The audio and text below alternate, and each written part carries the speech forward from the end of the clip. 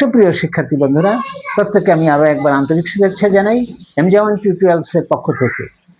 আর এই সময় আমি সেই ধারাবাহিকভাবে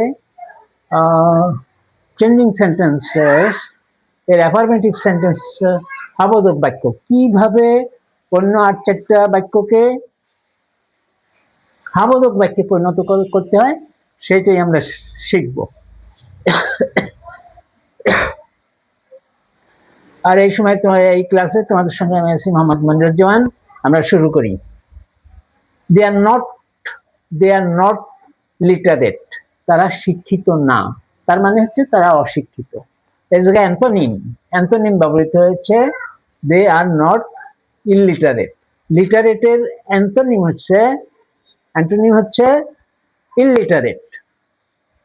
তাহলে দে আর নট লিটারেট, তারা শিক্ষিত না, নাবোধক সেন্টেন্স। এটাকে আমরা হাবোধকে পরিণত করব। তাহলে দে আর ইলিটারেট, নট লিটারেট, শিক্ষিত না মানেই ইলিটারেট, অশিক্ষিত। তাহলে এই যে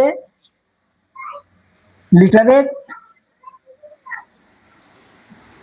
ইলিটারেট অ্যান্টোনিম ব্যবহৃত হয়েছে এই সেন্টেন্সটায়। An aim is not an optional choice for us. জীবনের লক্ষ্য আমাদের একটা ঐচ্ছিক বিষয় না, এটা আবশ্যিক বিষয়, ম্যান্ডেটরি, যা অবশ্যই করতে হবে। An aim is a mandatory choice for us. এখানেও antonym, optional, mandatory. An aim is not an optional choice for us. যে জীবনের লক্ষ্য নির্ধারণ করা এটা একটা আমার করলেও হলো না করলেও হলো এরকম না। যদি আমরা না করি তাহলে আমাদের জীবন সেই হাল ছাড়া নৌকার মতো হবে। তাই এই কারণে এম ইন লাইফ বা এম বা লক্ষ্যটা অবশ্যকরণীয় একটা পছন্দ, চয়েস। তাহলে an aim is a mandatory, এইখানে আছে অপশনাল, হাবোধক করতে হলে ম্যান্ডেটরি, চয়েস ফর আস। তাহলে এসগা অ্যান্টোনিম ব্যবহৃত হয়েছে। Most of the students cannot write the answer script properly. বেশিরভাগ ছাত্রছাত্রী উত্তরপত্রে সঠিকভাবে অ্যান্সার করতে পারে না। তো most of the students are unable, পারে না মানে আনএবল। তো এই পারে না, ক্যানটের বদলে আমরা আনএবল দিয়ে ওইখানে আছে পারে না, নাবোধক, আর এখানে সেই কথাটাই আমরা অক্ষম হিসাবে লিখলাম। তাহলে ক্যানট মানে unable. Cannot write the answer script properly. Most of the students cannot write the answer script properly. বেশিরভাগ ছাত্রছাত্রীরা উত্তরপত্রে সঠিকভাবে অ্যান্সার করতে পারে না। তো এটার পরের সেন্টেন্স, তার অ্যাফার্মেটিভ সেন্স হচ্ছে most of the students are unable to write the answer script properly. বেশিরভাগ ছাত্রছাত্রীরা উত্তরপত্রে সঠিকভাবে উত্তর করতে অক্ষম। 24 নম্বর sentence, otherwise their sufferings will not come to an and.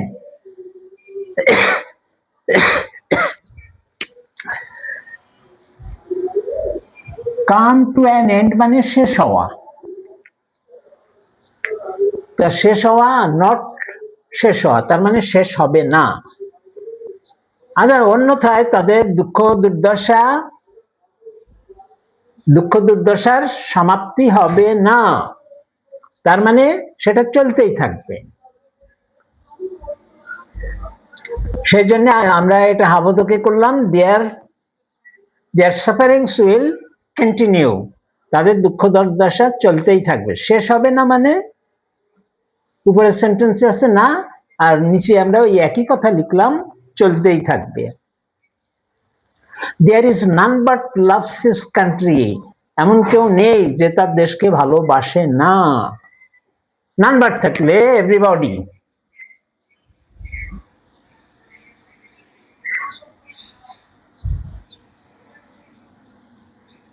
দাগ দেওয়া বিষয়গুলো একটু খেয়াল করো,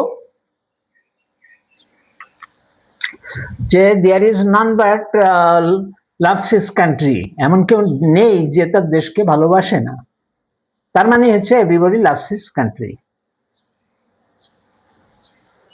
26 নম্বর sentence, he never told a lie, সে কখনো মিথ্যা বলে নাই, তার মানে সে সবসময় সত্য বলেছে। He always spoke the truth.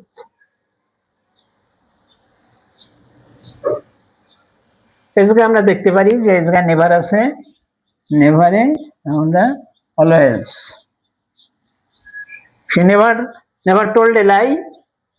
He always spoke the truth. Once we are not independent. Independent মানে স্বাধীন, আমরা স্বাধীন ছিলাম না, কোনো এক সময়ে আমরা স্বাধীন ছিলাম না। অ্যাকচুয়ালি আমাদের দেশ আগে 200 বছর শাসন করছে ব্রিটিশরা, সেই কথাই এখানে বলা হয়েছে। Once we are not independent, কোনো এক সময় আমরা স্বাধীন ছিলাম না। ইন্ডিপেন্ডেন্ট মানে স্বাধীন, আর ডিপেন্ডেন্ট মানে পরাধীন, ওই সেই অ্যান্টোনিম। তাহলে আমরা দেখছি এখানে অ্যান্টোনিম এসে হাবোধক করছে। ওয়ান্স উই আর ডিপেন্ডেন্ট, কোন এক সময় আমরা পরাধীন ছিলাম, তার মানে একই শব্দ, একই বাক্য, একই ভাবধারা থাকবে, কিন্তু এইখানে যে না আছে সেই নাটা থাকবে না, ওইটা হাবোধক হবে। তাহলে once we are not independent, কোনো এক সময় আমরা স্বাধীন ছিলাম না, কথার অর্থ হচ্ছে কোনো এক সময় আমরা পরাধীন ছিলাম। Once we are dependent. 28 নম্বর sentence, we are none of us getting any younger.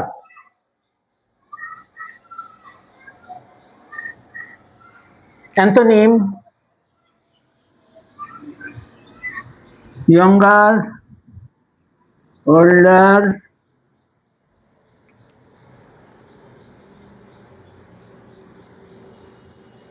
we are none of us, আমাদের কেউই যুবক হচ্ছি না, দিন দিন যুবক হচ্ছি না, তার মানে আমরা দিন দিন বৃদ্ধ হচ্ছি। we are none of us getting any younger,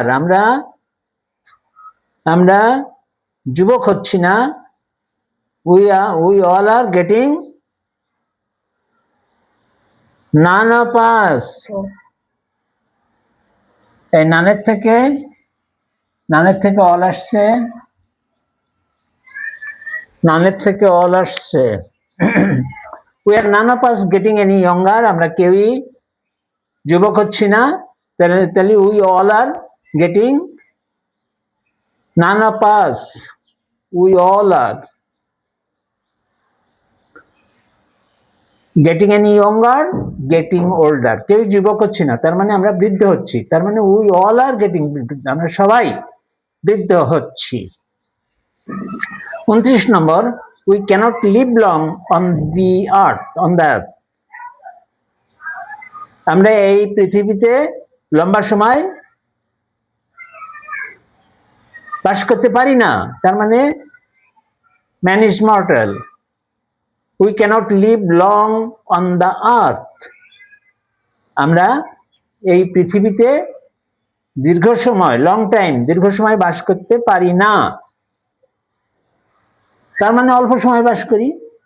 we can live for a short time, live long A for a short time, live long, এই শব্দটা শর্ট টাইম হয়েছে। এই পৃথিবীতে আমরা দীর্ঘ সময় বাস করতে পারি না, তার মানে হচ্ছে আমরা স্বল্প সময় বাস করি। we can live for a short time on that, পৃথিবীর বুকে আমরা স্বল্প সময় বাস করতে পারি। Idle people are nothing but burden of society. অলস ব্যক্তিরা সমাজের বোঝা ছাড়া আর কিছুই না।